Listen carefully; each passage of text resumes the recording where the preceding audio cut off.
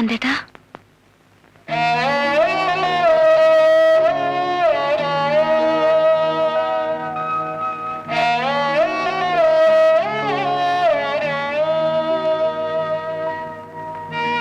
ക്ലോക്കിൽ രണ്ടടിക്കുമ്പോഴും ഞാൻ ഉണർന്നു നടക്കായിരുന്നു.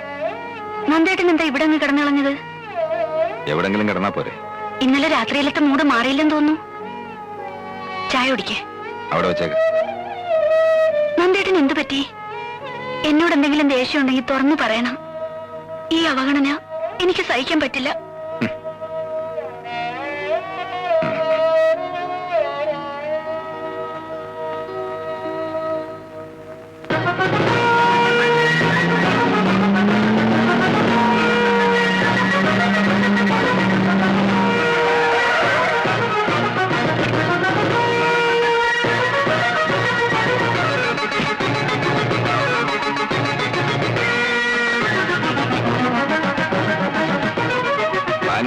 ഇല്ലല്ലോ, എറണാകുളത്ത് പോയിരിക്കുക.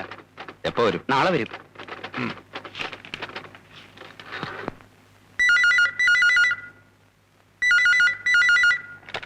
ഹലോ, അമ്മയ്ക്ക് ഫോൺ കൊടുക്ക.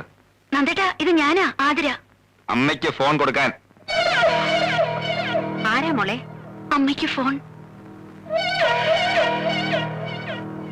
ഹലോ, നന്ദന. അവളോട് കുറച്ചു ദിവസം അവളുടെ വീട്ടിൽ പോയി നിൽക്കാൻ പറ. ഞാൻ വിളിച്ചിട്ട് വന്നാ മതി. നീ എന്ത് ഭ്രാന്തായി പറയുന്നത്? എന്താ കാര്യം? അമ്മ ഞാൻ പറഞ്ഞത് കേട്ടാ മതി. എന്താ അമ്മേ? നിങ്ങൾ തമ്മിൽ എന്തെങ്കിലും സംസാരം ഉണ്ടായോ? ഇല്ല. അവന്റെ മനസ്സിൽ എന്തോ ഉണ്ട്. നന്ദേട്ടൻ എന്താ അമ്മേ പറഞ്ഞത്? നീ കുറച്ചു ദിവസം നിന്റെ വീട്ടിൽ പോയി നിൽക്കാൻ. അവൻ വിളിച്ചിട്ട് നീ ഇങ്ങോട്ട് വന്നാ മതിയെന്ന്.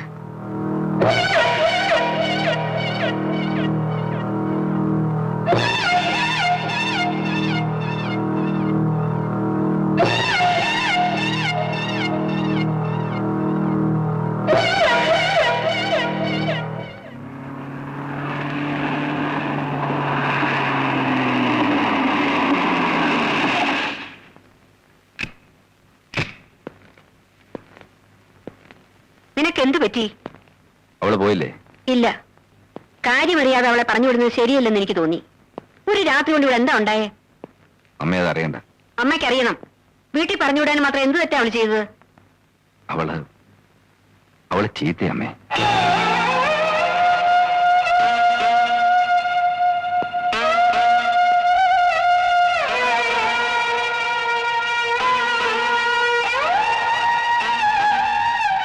കല്യാണം കഴിഞ്ഞ ആദ്യ ദിവസങ്ങളിൽ ഞാൻ അമ്മയോട് ചോദിച്ചില്ലേ നമുക്ക് തെറ്റുപറ്റിയോന്ന്?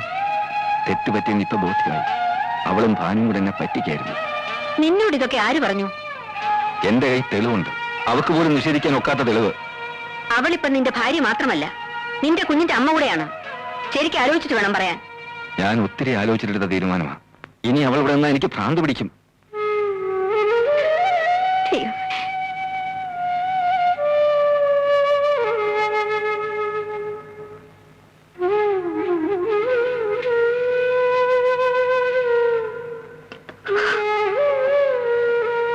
പറഞ്ഞതൊക്കെ കേട്ടില്ലേ?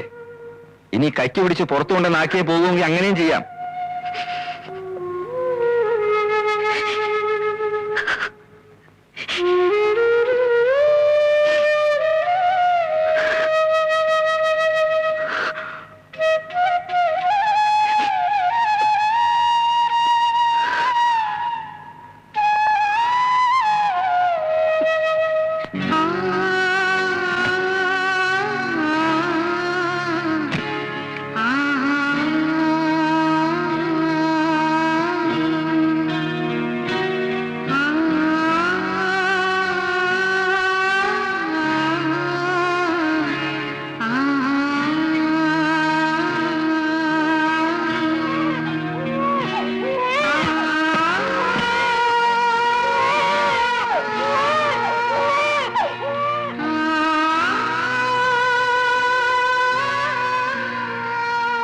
മോളെ,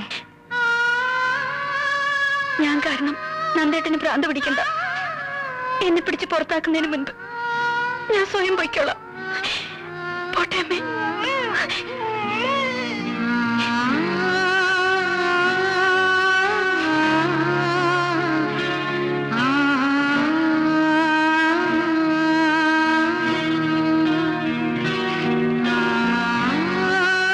അവളോട് പോകരുതെന്ന് പറഞ്ഞു. മോളെ, ഇല്ലമ്മേ, നന്ദേട്ടൻ നിൽക്കരുതെന്ന് പറഞ്ഞ വീട്ടിൽ പിന്നെ എനിക്കെന്താ സ്ഥാനം?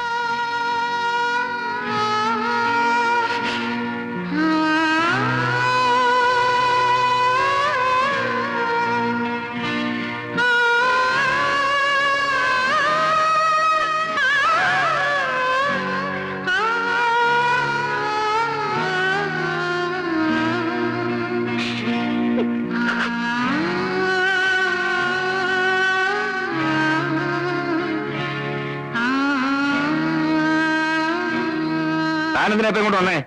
നാളെ കേസല്ലേ? സാറ് വരാൻ പറഞ്ഞവര് ആഫീസിൽ വന്ന് ഇരിക്കാൻ തുടങ്ങിയിട്ട് കുറെ നേരമായി. അവരോട് പൊക്കോളാൻ പറ. ഞാൻ കേസിന് ഹാജരാകുന്നില്ല. എന്താ സാർ? മണ്ണാൻ കേട്ട മനസ്സിലായോ? നാളെ അവധിക്ക് അപേക്ഷ കൊടുക്കാൻ പറ. ഓ,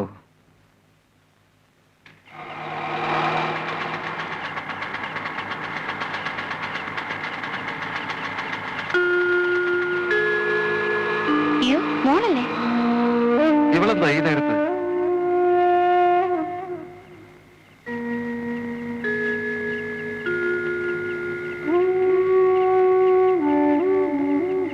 നീ എന്താ മോളെ ഈ നേരത്ത്? നന്ദൻ വന്നില്ലേ?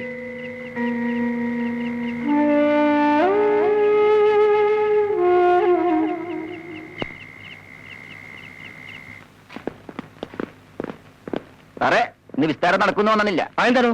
നന്ദകുമാർ സാറ് ഹാജരാകുന്നില്ല. അവധിക്ക് അപേക്ഷ കൊടുത്തു. അവധിക്ക് അപേക്ഷ കൊടുത്തോ? ആ, ഇപ്പൊ കൊടുത്തോളൂ. ജമാലെ, സാറിന് എന്താ സുഖമില്ലേ? ഏയ്, അസുഖമൊന്നുമില്ല. എന്തോ ചെറിയ ഫാമിലി പ്രോബ്ലംസ്. വൈഫ് വേണമെങ്കിൽ വീട്ടിൽ പോണുണ്ട്. ആതിരയും മോനും വീട്ടിൽ പോകാൻ അവിടെ വിശേഷം വല്ലതുണ്ടോ?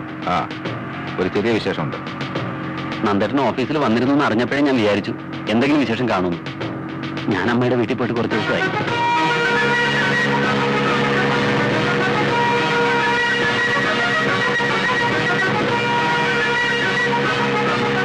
എന്തിനാ നന്ദേട്ട ഇപ്പൊ സ്പീഡ്?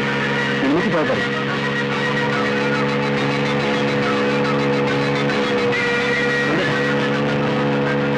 നന്ദേട്ടാ,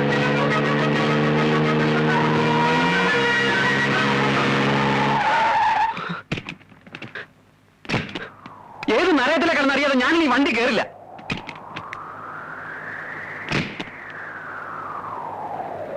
എന്റെ വിവാഹ നിശ്ചയം കഴിഞ്ഞതിന്റെ അടുത്ത ദിവസം നീ എന്നെ കാണാൻ വന്നപ്പോ ഒരു കത്തിന്റെ കാര്യം പറഞ്ഞത് ഓർമ്മയുണ്ടോ? ഈ അടുത്ത ദിവസം അതെന്റെ കൈ കിട്ടിയത്. ദാ വായിച്ചു നോക്ക്.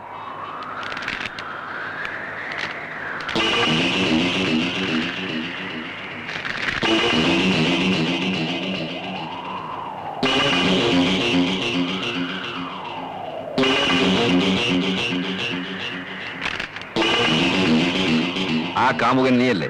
അല്ല നന്ദേട്ടാ.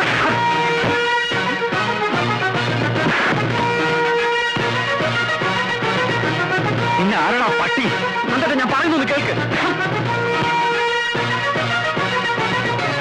നന്ദേട്ടാ, ആതിരയുടെ ഭാവന സൃഷ്ടിയാണ് ആ മനുഷ്യൻ. നന്ദേട്ടന്റെ പ്രപ്പോസൽ അവൾക്ക് ഇഷ്ടമല്ലായിരുന്നു എന്നുള്ളത് സത്യമാണ്.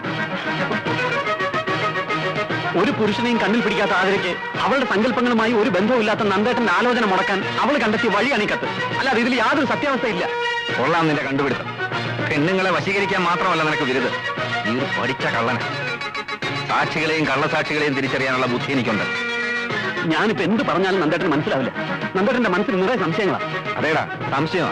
എനിക്ക് എല്ലാരെയും സംശയമാ. പക്ഷെ എന്റെ ജീവിതം തൊലച്ചതിന് നിന്നെ ഞാൻ വെറുതെ വിടുന്നു വിചാരിക്കണ്ട.